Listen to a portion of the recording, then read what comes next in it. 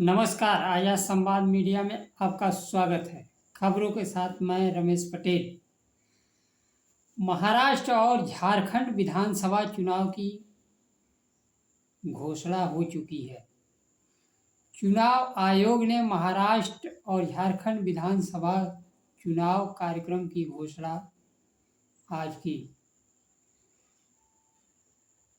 लेकिन सबसे बड़ी खबर झारखंड से है, जिसे में चुनाव आयोग को कठपुतली बताया गया है। महाराष्ट्र विधानसभा का चुनाव 20 नवंबर को होगा और मतगणना 23 नवंबर को होगी।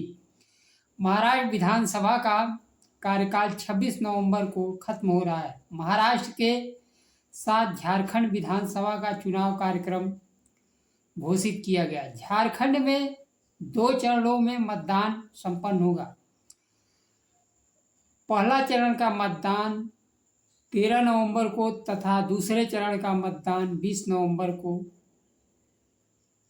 महाराष्ट्र के साथ होगा।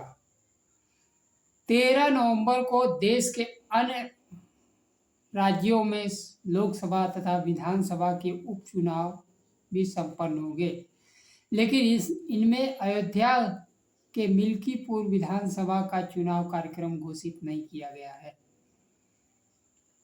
तथा मतगणना दोनों राज्यों का 23 नवंबर को होगी। झारखंड विधानसभा का कार्यकाल 5 जनवरी 2025 तक है। चुनाव आयोग के घोषणा के बाद झारखंड मुक्ति मोर्चा ने चुनाव आयोग पर गंभीर आरोप लगाए हैं। पार्टी के नेता मनोज पांडे ने आरोप लगाया कि भारतीय जनता पार्टी के नेताओं की चुनाव कार्यक्रम की जानकारी पहले मिल गई। चुनाव आयोग दरअसल एक कठपुतली है। जिस प्रकार से हरियाणा विधानसभा चुनाव में 20-22 सीटों पर चुनाव आयोग ने मतदान खत्म होने के बाद जो मत प्रतिशत घोषित किया था,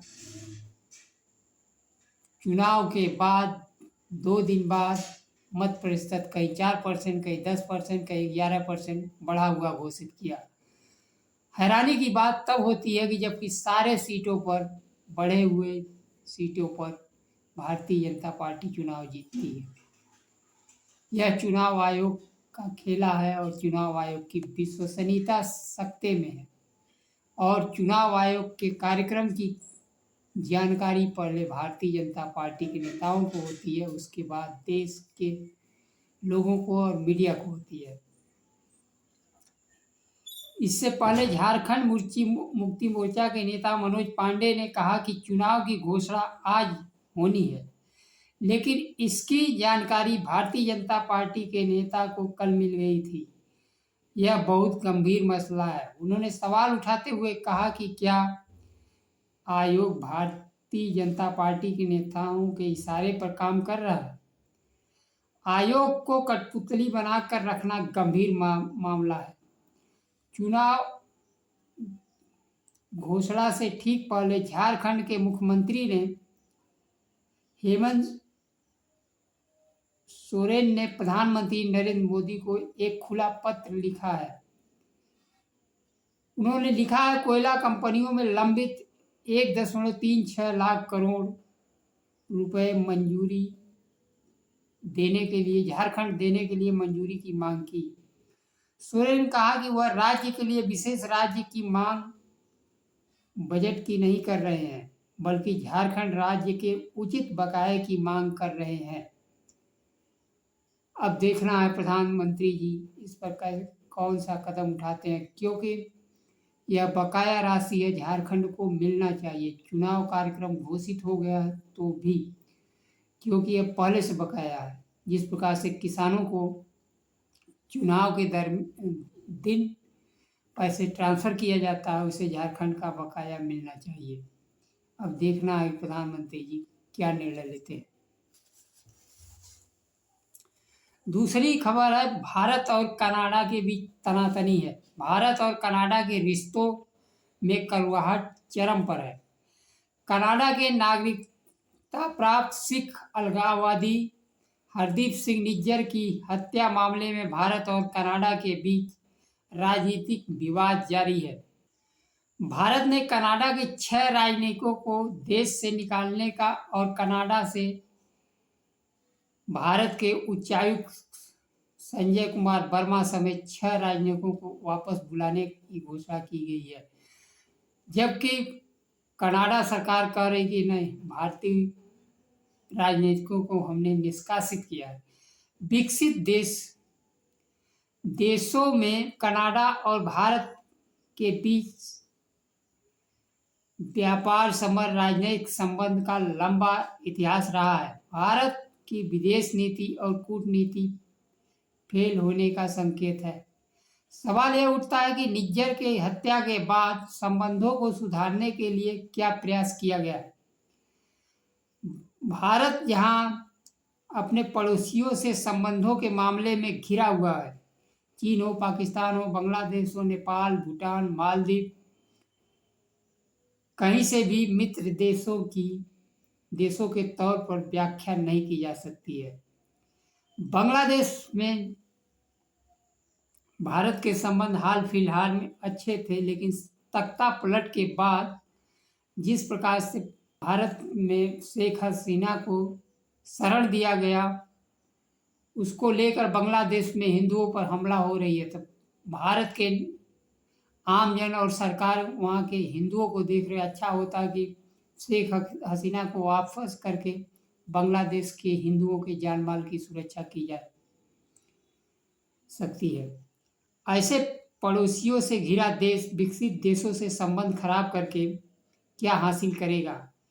अमेरिका में भारत के सुरक्षा सलाहकार तक FIR दर्ज है।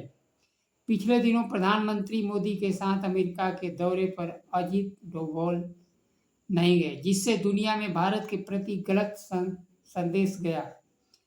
अब देखना है कि यह तनातनी कब तक चलता है। चुनाव आयोग ने जहां झारखंड, महाराष्ट्र विधानसभा चुनाव के साथ अन्य राज्यों के विधानसभा के उपचुनाव, लोकसभा के उपचुनाव कार्यक्रम घोषित किए, वहीं अयोध्या के मिल्कीपुर का कार्यक्रम नहीं घोषित किया गया, जिसको अखिलेश यादव ने, समाजवादी पार्टी के अध्यक्ष ने सोशल मीडिया पर कहा है, जिसने जंग टाली है समझो उसने जंग हारी है। अखिलेश यादव ने संकेतों में ही बहुत कुछ कह गए। मिल्कीपुर वह सीट है जहां लोकसभा चुनाव में अवधेश प्रसाद ने अयोध्या सीट जीतकर देश भर में सुर्खियां बटोरी थी। यह मिल्कीपुर अवधेश प्रसाद का विधानसभा सीट है, जहां से वह विधायक थे। सांसद चुने जाने के बाद उन्होंने इस्तीफा दे दिया और इस सीट पर उपचुनाव होना था, लेकिन चुनाव आयोग ने याचिका का हवाला देकर चुनाव कार्यक्रम घोषित नहीं किया। जब भारतीय जनता पार्टी को पहले ही पता चल जाता है चुनाव आयोग के कार्यक्रम, नीतियां, रीतियां, तो कहीं भारतीय जनता पार्टी ने ही यह चुनाव तो नहीं टाला है हार के डर से। जिस प्रकार से झारखंड के चुनाव की जानकारी असम के मुख्यमंत्री हेमंत बिस्व शर्मा को पहले मिल जाने का आरोप झारखंड मुक्ति मोर्चा ने लगाया है, उससे तो यही है कि अयोध्या सीट हारने के डर से घोषित नहीं किया गया है। बाद में यह चुनाव होगा जिसमें चुनाव आयोग 10% का 20% करके चुनाव भारतीय जनता पार्टी को जिताने का काम करेगा। देश में चुनाव आयोग की विश्वसनीयता आज खतरे में है। इस विश्वसनीयता को लोक न्यायपालिका भी स्वमोटो नहीं ले रहा है और प्रधानमंत्री मोदी जी या तो कहते हैं कि हर राज्य में विपक्षियों के लिए नो एंट्री है, कांग्रेस के लिए नो एंट्री है, लेकिन वह यह नहीं बताते हैं कि 10%, 4%, 6% वोट कैसे बढ़ा है और यह किस एंट्री से बढ़ा और हम चुनाव कैसे जीते। यह देश का अनोखा सत्य है कि जहाँ बेरोजगारी चरम पर हो, वहाँ चुनाव सत्ताधारी पार्टी चुनाव आयोग के सहयोग से, अधिकारियों के सहयोग से जीतती है।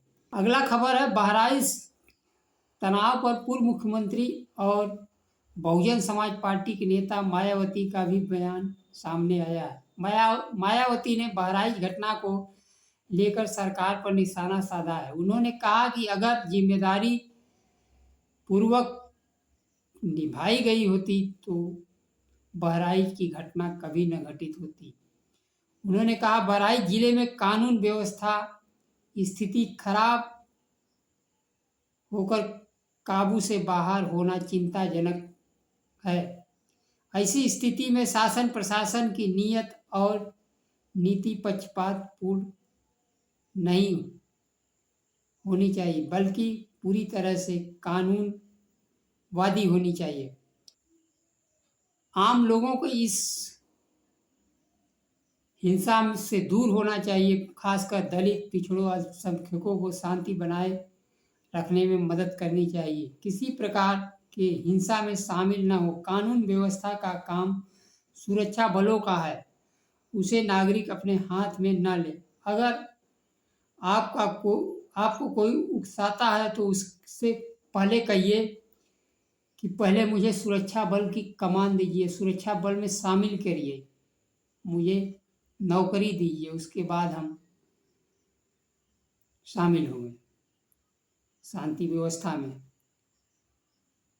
उनका जवाब सुनिए, यह कैसे हो सकता है। वह यह कहेंगे यह कैसे हो सकता है, जबकि दलितों पिछड़ों को यार हिंदू मुस्लिम में लड़ाएंगे, नौकरी दूसरों को दोगे। आपके लिए चपरासी की भी जगह नहीं है। आपको हर तरह से भड़काया जाएगा, लड़ाया जाएगा, लेकिन आपके संवैधानिक हक अधिकार खत्म होगा और आपको सजा हो जाएगी, जेल हो जाएगी, आपको सजा होगी। दलितों पिछड़ों को बहुत होगा तो जमानत होने के बाद भारतीय जनता पार्टी के कार्यकर्ता आपको माला पहना देंगे, लेकिन आप उस माला के चक्कर में ना पड़े। आप शिक्षा, रोजी रोटी, रोजगार और संवैधानिक हक अधिकार के लिए आवाज उठाइए, जाति जनगणना के लिए आवाज उठाइए, जिससे आप और अगली पीढ़ी शिक्षित हो, नौकरी मिले। धर्म, जिस देश का प्रधानमंत्री हिंदू हो, राष्ट्रपति हिंदू हो, अब तक आज़ादी के बाद हिंदूवादी सरकार हो, वहाँ धर्म कैसे खतरे में है। जहाँ हजारों वर्ष मुस्लिम शासन रहा, अंग्रेजों का शासन रहा, तब धर्म खतरे में नहीं। आज सारे पद और अधिकार हिंदुओं के हाथ में है तो धर्म खतरे में है। तो यह मान लीजिए कि पदाधिकारी, चाहे मुख्यमंत्री हो, चाहे प्रधानमंत्री हो, चाहे कोई हो, अपनी दायित्व निष्ठापूर्वक नहीं निभा पा रहे हैं, इनको पद छोड़कर हट जाना चाहिए। आज के लिए बस इतना ही। नमस्कार।